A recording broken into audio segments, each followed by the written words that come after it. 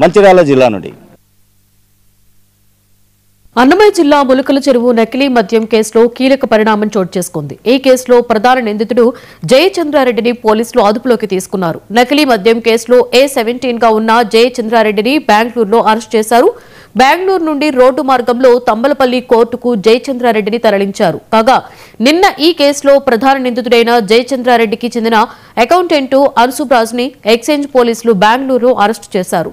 నకిలీ మద్యం కేసులో A19 గా ఉన్న హన్బురాజ్ను అరెస్టు అనంతరం తంబళ్లపల్లి కోర్టులో హాజరుపరిచారు. న్యాయస్థానం హన్బురాజ్కు 14 రోజుల పాటు రిమాండ్ విధించడంతో అతన్ని మదనపల్లి సబ్ జైలుకు తరలించారు.